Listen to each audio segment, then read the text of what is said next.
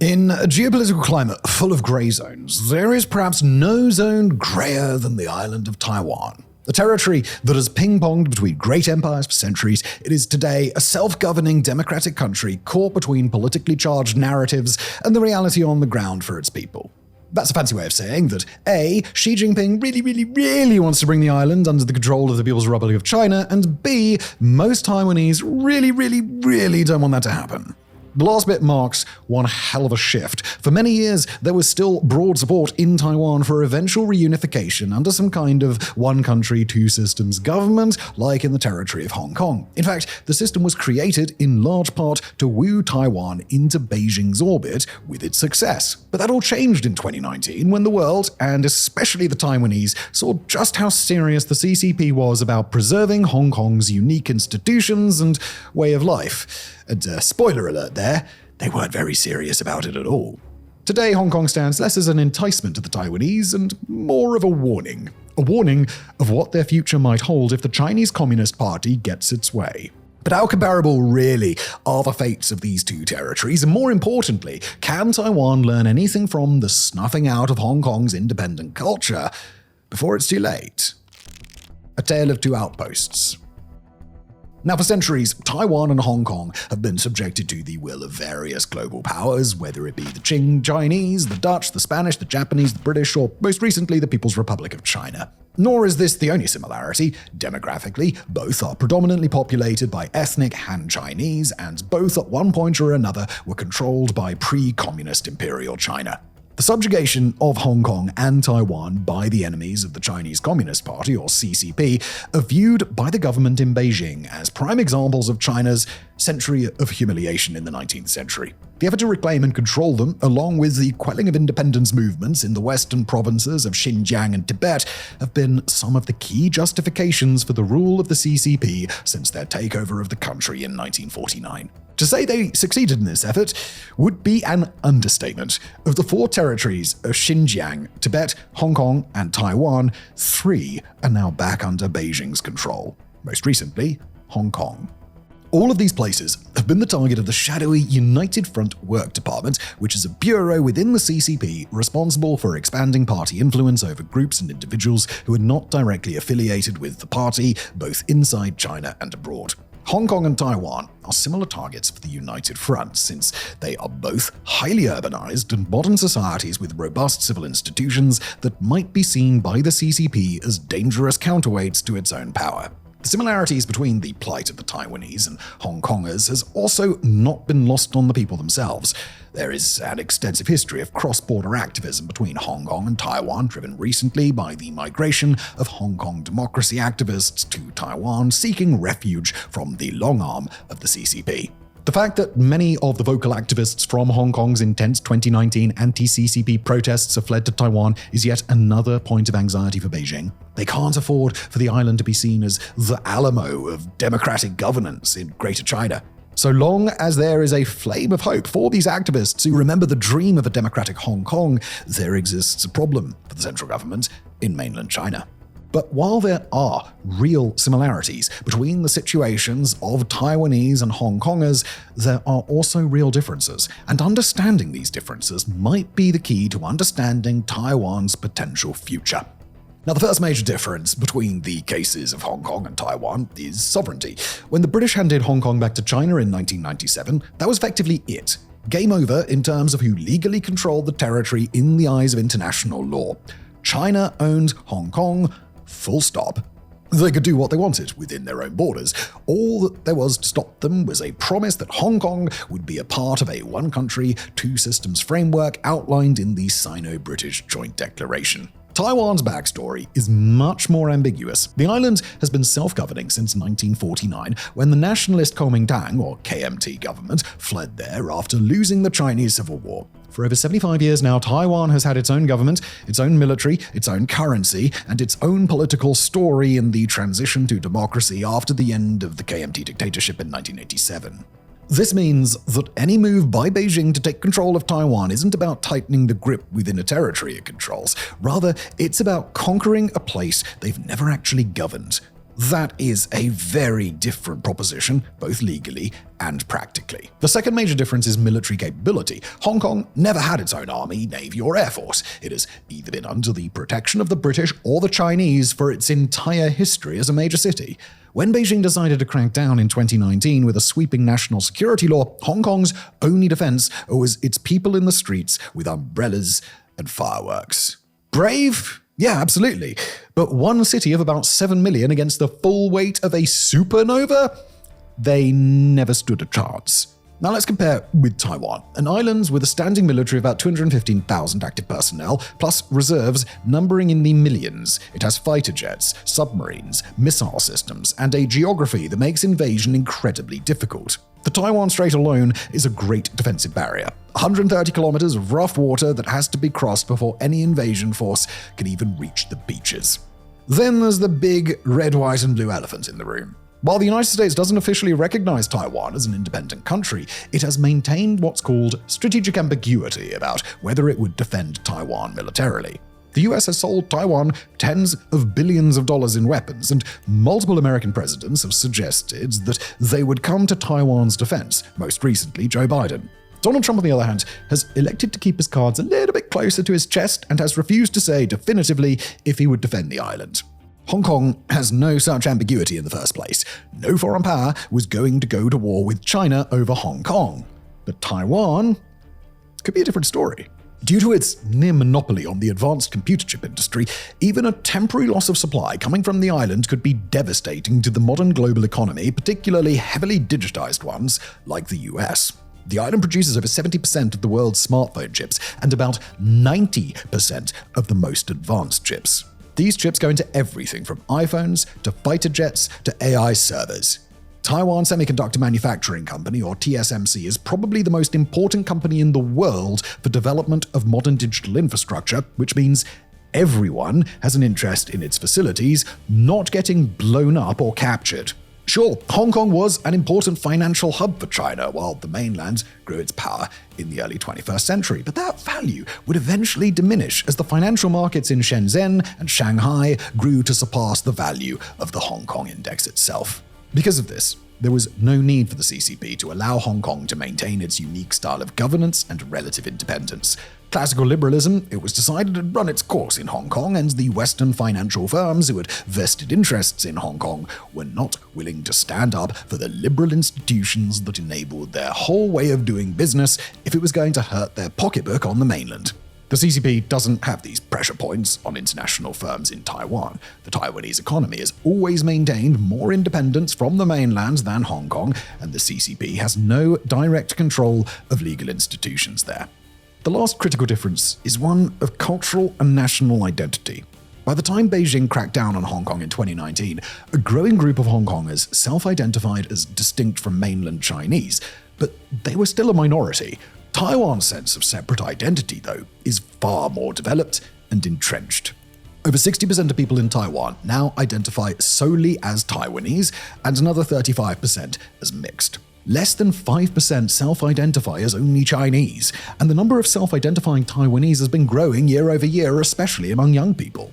To put it in simple terms, Taiwan has had over 7 decades to develop its own culture, its own political traditions, its own national identity. They've had free speech, free press, free assembly for generations now. That's not something 23 million people are likely to give up easily. Hong Kong's independent identity was younger, less distinct, and ultimately existed at Beijing's pleasure. The strength of this identity compared to Taiwan is probably the most crucial difference across the board.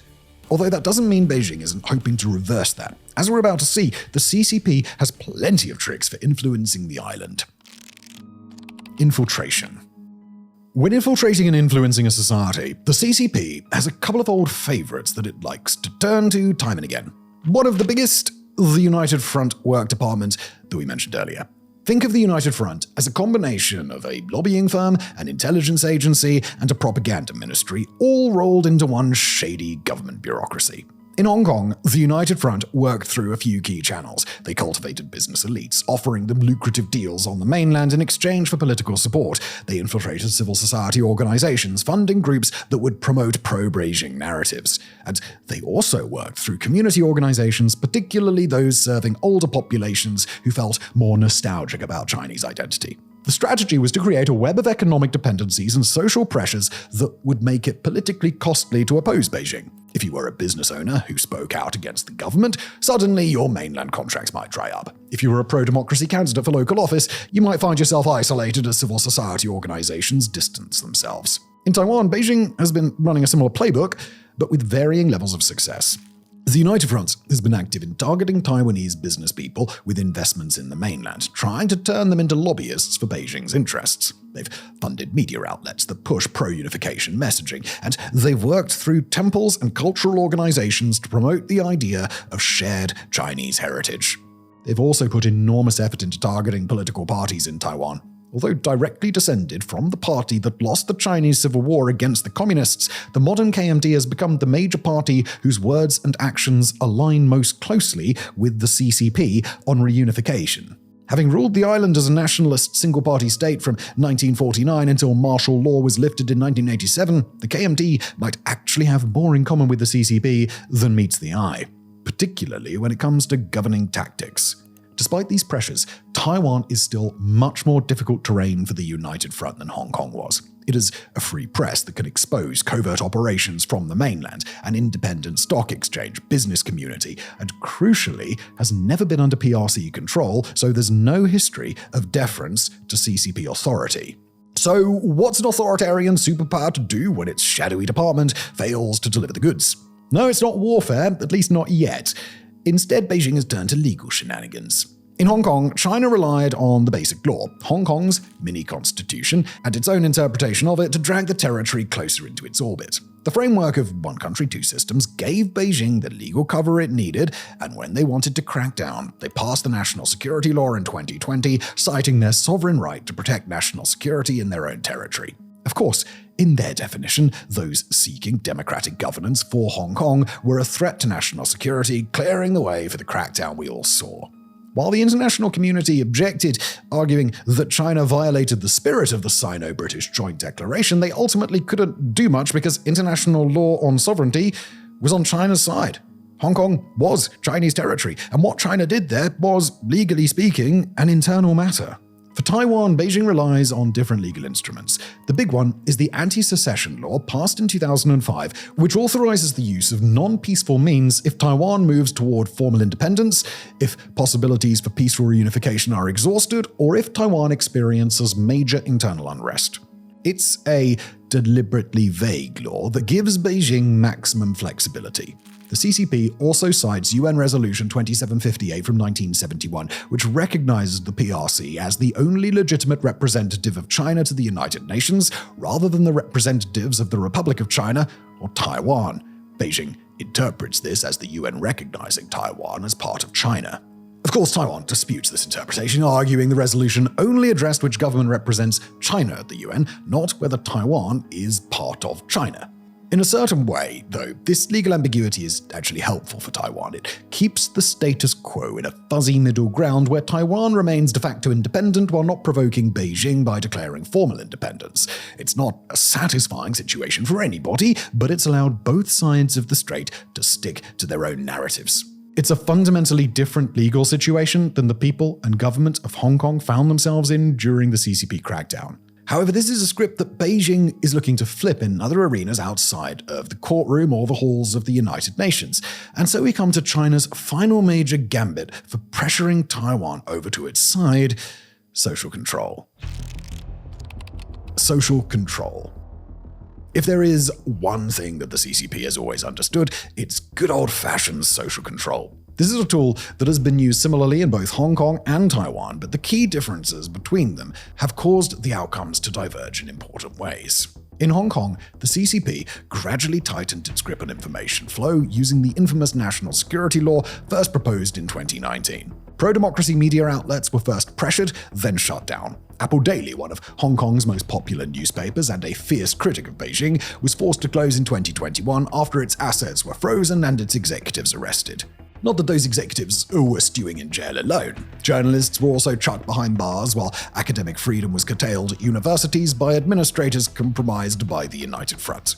The internet remained relatively free, but the national security law made people afraid to speak out online. Self-censorship became the norm. When people are afraid that a social media post could land them in jail, they tend to keep their opinions to themselves, hence why you don't see too many Brits these days tweeting about burning down migrant hotels. Now, the goal here wasn't to silence dissent. It was to make people forget that dissent was ever possible, to reshape the entire information environment so that questioning Beijing just becomes unthinkable. Taiwan presents a tougher target for this strategy because China doesn't control Taiwan's law enforcement institutions. But they've tried alternative approaches using modern-day information warfare. CCP disinformation campaigns in Taiwan are sophisticated and relentless. They use fake social media accounts, manipulated videos, fabricated news stories, and coordinated trolling campaigns to push narratives that serve Beijing's interests. During elections, these campaigns go into overdrive. This was on full display in the recent 2024 presidential election, the first of the AI age. The political media space was flooded with endless AI-generated videos, articles, and even full books slandering candidates for political office. The messaging in this propaganda varies. Sometimes they're promoting pro-unification candidates, sometimes sowing distrust in democratic institutions, or just spreading general chaos and confusion to make democratic governance seem impossible to the average voter. One particularly effective tactic has been exploiting existing social divisions in Taiwan. There are generational divides, regional differences, and political polarization. CCP information operations amplify these divisions on social media, making every disagreement seem like an existential crisis. But Taiwan has done its best to fight back against these measures. They've established fact-checking organizations, passed laws requiring transparency in political advertising, and created government agencies specifically tasked with countering disinformation. It is an ongoing battle, and Taiwan hasn't won it, but luckily they can employ defenses that Hong Kong was never able to. And this has clearly paid off. For all the sophistication of Beijing's propaganda, it failed to sway the outcome of the 2024 election. The winning candidate wound up being one of the least amenable to China's position. Identity and democracy. So at the end of the day, the questions surrounding the fate of Hong Kong and Taiwan are ultimately questions of identity and political values.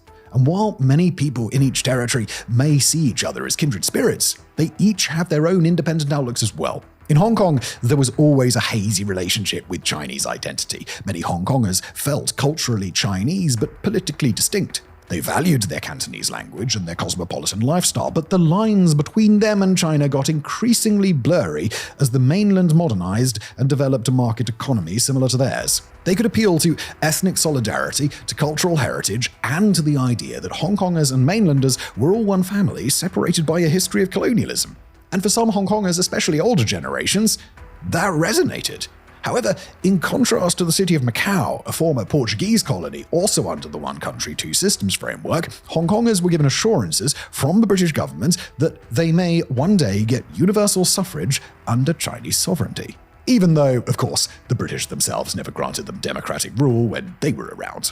This dream of democracy in the public discourse is a major reason why Hong Kong was still difficult for the CCP to control, even with the deep cultural ties. Whereas in Macau, universal suffrage just was never on the table. So its people just don't feel like they're getting screwed over on their end of the bargain with the CCP. Taiwan's identity evolution has been different and more definitive.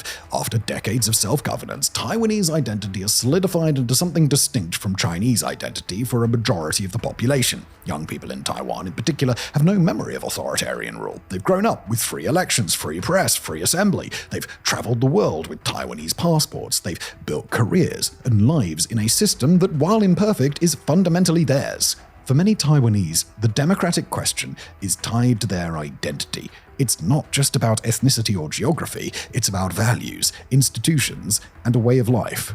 So when many Taiwanese people look at China, they no longer see a motherland. They see an authoritarian state that would strip away the freedoms they fought for over generations. The 2019 crackdown of the Hong Kong protests crystallized this fear and turned it into a political force.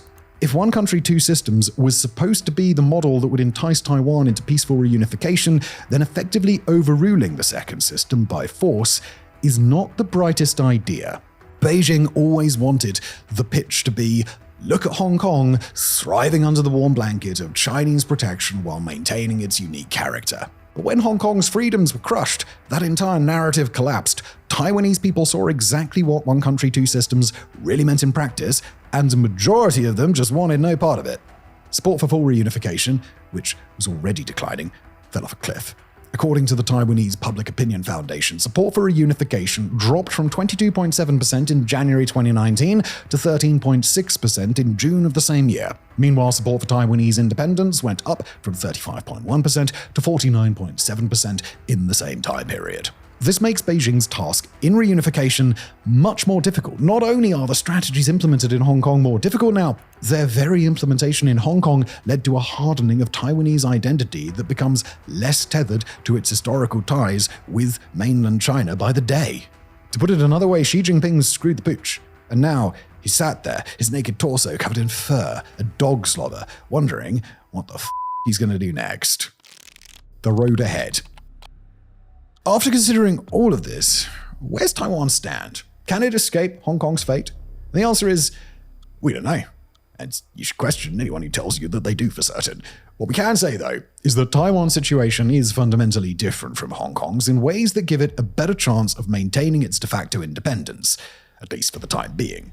The military deterrence, the international support, the economic leverage, the developed democracy, the distinct identity – these are all factors that Hong Kong either lacked or did not have fully developed. But that doesn't mean Taiwan is safe. Far from it. The signs are pointing in a dangerous direction. Xi Jinping has made clear that reunification with Taiwan is a priority for his legacy. The Chinese military is modernizing rapidly, specifically preparing for a Taiwan scenario. The window during which US military superiority could guarantee Taiwan's defense might be closing, especially considering Donald Trump's reorientation of US defense policy to the Western Hemisphere, potentially weakening US military influence in the Asia-Pacific region.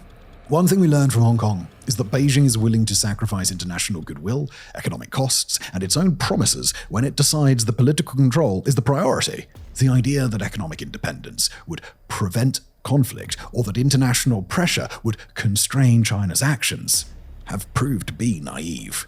Every Taiwanese citizen knows what happened in Hong Kong. They saw the protests, the crackdowns, the arrests, the systematic dismantling of a free society. They know what's in their future if Beijing has its way. But unlike Hong Kong, Taiwan has the capacity to resist. Whether it has the capacity to resist forever or find some third path between surrender and perpetual confrontation remains one of the defining questions of our era. One thing is certain, though. Many people in Taiwan value their democracy, their freedom, their identity. They're not eager to give those things up. And that democratic will, expressed through the ballot box, is something that Beijing will have to contend with in one way or another. Thank you for watching.